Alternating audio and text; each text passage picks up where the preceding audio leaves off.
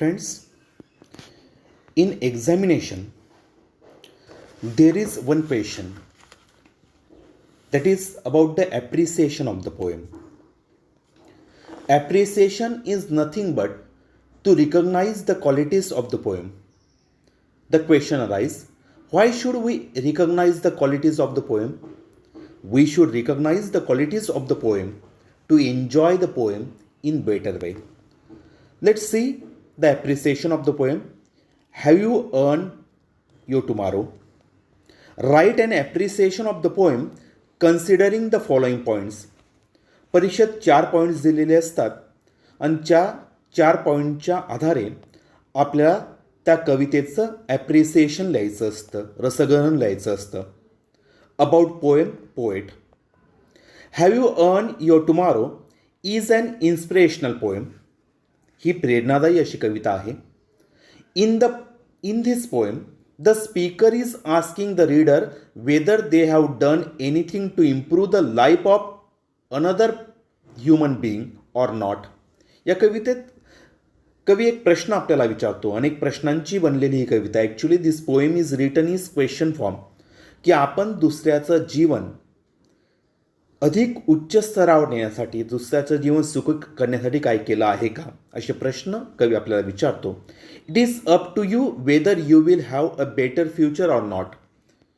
जर आपण त्या दिवसात एखादी चांगली कृती केली असेल तर आपलं फ्युचरही बेटर असेल, ही गोष्ट सांगण्याचा प्रयत्न कवी या कवितेतनं करतो. Edgar guest. This poem is written by Edgar guest. Was an American writer, American poet of newspaper and magazines. He began his writing career in 1895 at the age of 14. 14 वर्षाचं असताना त्यांनी आपल्या लेखनाच्या कारकिर्दीला सुरुवात केली. Edgar Guest was known as the people's poet. लोककवी, लोकांचा कवी असं त्यांना म्हटलं जायचं. For his simple uplifting style and optimistic tone of writing poetry. लेखनाची शैली अतिशय सोपी आणि सकारात्मक अशा प्रकारच्या शैलीमुळे, कवितेच्या शैलीमुळे त्यांना लोककवी असं म्हटलं जायचं. आता टायटल ऑफ द पोएम, जर हा मुद्दा आला तर लक्षात घ्या. Have you earn your tomorrow by Edgar Guest present a number of probing question to the readers about how they spend their days. की have you earn your tomorrow या कवितेत अनेक प्रश्न, कवी विचार करायला लावणारे अनेक प्रश्न वाचकांना विचारतात. It is a simple and common question आज बाय पोएट. टायटलमध्येही प्रश्नच कवीने विचारलेला आहे, तो अतिशय साधा प्रश्न आहे. It appropriate as the theme of the poem. Title जे आहे तर कवितेच्या थीमला योग्य अशा प्रकारचं टायटल आहे. Title is catchy. Title catchy आहे, आकर्षित करणारं आहे. It arouses curiosity. टायटल वाटल्यानंतर आपल्याला असं वाटतं की कवितेत काय असेल. Title of the poem arouses curiosity in the mind of readers. Theme or gist of the poem. या कवितेची थीम काय आहे.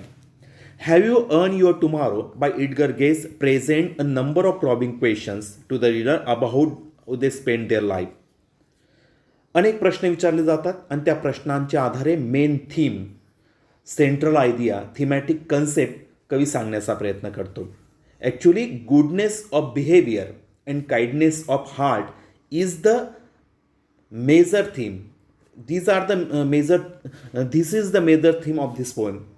Theme of the poem is one should consider one's actions and deeds carefully and plan accordingly for a better future. Theme काय, की एखाद्याने स्वतःची कृती, स्वतःचे शब्द हे काळजीपूर्वक त्याचं ऑब्झर्वेशन करावं आणि त्या पद्धतीने चांगल्या भवितव्यासाठी चांगल्या पद्धतीची कृती करावी. स्वतःचं बिहेवियर हे अतिशय काइंड असावं, हार्ट अतिशय काइंड असावं, अशा पद्धतीचा विचार कवीने या कवितेत मांडण्याचा प्रयत्न केलेला आहे. It is about kindness of heart and goodness of behaviour. ही कविता kindness of heart and goodness of बिहेवियरबद्दल आहे. In short, we have to do something for betterment of others. या कवितेत कवी एक गोष्ट सांगण्याचा प्रयत्न करतो. हीच थीमॅटिक कन्सेप्ट सेंट्रल थीम या कवितेचा आहे की आपण दुसऱ्यांच्या चांगुलपणासाठी, दुसऱ्यांच्या चांगल्यासाठी काम केलं पाहिजे. Poetic tone, style, language, poetic devices use in the poem. कधी परीक्षेत पोएटिक टोन असाच टायटल येईल, असाच मुद्दा येईल. काही वेळेस लँग्वेज ऑफ द पोएम असा मुद्दा येईल, poetic devices in the poem असा मुद्दा येईल. यापैकी कोणताही मुद्दा आला तरी उत्तर हे सेम असेल. It is an inspirational poem. ही एक इन्स्पिरेशनल पोएम आहे, प्रेरणादायी कविता आहे. The poet has use simple style and optimistic tone of writing. कवीची लिहिण्याची पद्धती साधी आहे आणि लेखनाची शैली ही ऑप्टिमिस्टिक आहे, आशावादी आहे. The poem has 4 stanzas. कवितेत 4 स्टांजा आहे. The 4 stanzas are separated into sets of 4 lines or quatrain. या 4 स्टांजांमध्ये 4 लाईन्स आहेत. प्रत्येक स्टांजामध्ये 4 लाईन्स आहेत. त्याला आपण क्वाट्रेन्स असंही इंग्रजी साहित्याच्या भाषेत म्हटलं जातं. Each stanza contains at least 2 or 3 questions. प्रत्येक स्टांजामध्ये 2 किंवा 3, काही स्टांजामध्ये 3 क्वेश्चन्स आहेत, काही स्टांजामध्ये 2 क्वेश्चन्स आहेत. The poet has use very simple language. अतिशय साधी भाषा कवितेत वापरलेली आहे. In simple words the poet has express a very good advice.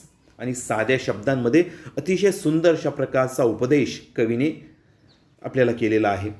Repeatedly alliteration and interrogations figure of speech are use in this poem. या कवितेत जर आपण बघितलं तर ॲलिट्रेशन आणि इंट्रोगेशन हे फिगर ऑफ स्पीच कवी रिपीटेडली वापरताना दिसत आहेत. Here the first lines of each stanza rhymes with the second line and third line of the fourth line. म्हणजे पहिली लाईन जी आहे स्टांजाची, तर ती पहिली लाईन सेकंड लाईनशी राईम करताना दिसते आणि तिसरी आणि चौथी लाईन यांची रायमिंग पेअर आपल्याला दिसते आहे. The rhyming scheme is AABB. All stanzas carries the same form. आणि हाच फॉर्म सर्व स्टांजांमध्ये कॅरी केलेला आहे. AABB ही रायमिंग स्कीम सर्व स्टांजांमध्ये आपल्याला कॅरी केलेली दिसते. Special features, novelties, focusing elements. या कवितेचे स्पेशल फीचर्स कोणते आहेत तर ते लक्षात घ्या. In this poem, the poet has used the most important abstract of image of God. देवाची एक इमेज इथं कवीने वापरण्याचा प्रयत्न केला आहे. Actually this poem is religious by nature. कवी स्वभावाने धार्मिक आहेत आणि त्यांच्या दुसऱ्या कवितेचे आपण वाचन केलं तर त्यांच्या कवितेतनं त्यांचा धार्मिकता, त्यांच्या मनातली आध्यात्मिक भाव त्यांच्या मनातला प्रकट होताना दिसतो. As a reader, we notice that the poem is marked by question directed by the readers. काही प्रश्न कवी या कवितेत आपल्याला वाचकांना विचारतायत. Each stanza contains at least 2, sometimes 3 questions. 2 किंवा 3 क्वेश्चन प्रत्येक स्टांजा आहे. वेगळी स्टाईल आहे. इथं नाविन्यता, काव्यलेखनाची नाविन्यता दिसते आपल्याला. The first stanza begin with question. पहिला स्टांजाची सुरुवातच प्रश्नाने होते. The second stanza continues to ask if the reader greeted their friends. Second स्टांजामध्ये सुद्धा कवी प्रश्न विचारतो. The third stanza is concerned with helping others and giving hope. Third stanza सांगतोय की आपण दुसऱ्याला मदत केली पाहिजे, दुसऱ्याला आशावादी केलं पाहिजे, अशा प्रकारचा विचार देण्याचा प्रयत्न तिसरा स्टांजा करतो. At the end of the fourth stanza, the poet advises that one should consider his or her actions carefully if he or she wants to see the next day. जर आपल्याला पुढचा दिवस बघायचा असेल, पुढचा दिवस चांगल्या पद्धतीने जगायचा असेल तर आपल्या स्वतःच्या कृतीचा विचार आपण केला पाहिजे. ती कृती ही काइंडनेस आणि बिहेवियरमध्ये एक प्रकारचा काइंडनेस असला पाहिजे, अशा प्रकारचा विचार कवी या कवितेतून देतो. It means this poem is written in question form असं म्हटलं तरी चालेल.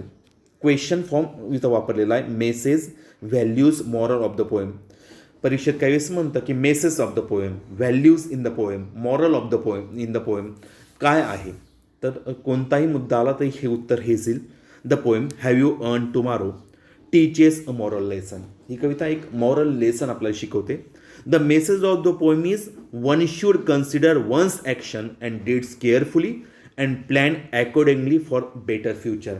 की एखाद्याने आपली कृती, आपला शब्द याचा विचार करून आपली कृती केली पाहिजे आणि दुसऱ्याच्या भल्यासाठी जर आपण आपली कृती केली, दुसऱ्याला आनंद देण्यासाठी केली, तर आपलं फ्युचर नक्कीच बेटर असेल, अशा प्रकारचा संदेश या कवितेतनं देण्याचा प्रयत्न झालेला आहे.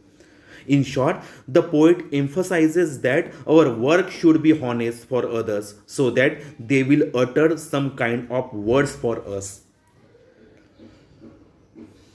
परत सांगतो. In short, the poet emphasizes that our work should be honest for others so that they will be utter some kind words for us. आपलं जे काम असेल, आपली जी कृती असेल, आपले जे शब्द असतील दुसऱ्याबद्दलचे, तर ते हॉनेस्ट असतील, प्रामाणिक असतील, काइंड असतील, तर नक्कीच दुसरासुद्धा आपल्याबद्दलचे काइंड शब्द बोलेल. त्याचंही आपल्याबद्दलचं बिहेवियर काइंडनेसने त्याचं on the basis of kindness त्याचं बिहेवियर असेल. The poem gives us valuable message of hope. कविता कोणता संदेश देते? होप, आशावादी राहण्याचा संदेश देते. Optimism, positivity, good work and honesty. These are the moral values the poet want to inculcate in our minds. Your opinion about the poem? I am really inspired by reading this poem. आपलं स्वतःचं मत इथं व्यक्त करायचं की आपण म्हणतोय की मी ही कविता वाचल्यानंतर खरंच इन्स्पायर्ड झालेलो आहे, प्रेरित झालेलो आहे. I understood that if you work hard today for others definitely God will give you better tomorrow. दुसऱ्यांसाठी जर आजचा दिवस आपण घालवला तर एक चांगला अशा प्रकारचा उद्या, चांगला अशा प्रकारचं भवितव्य देव आपल्याला देतो. I personally learn that I have to work hard today for my better tomorrow.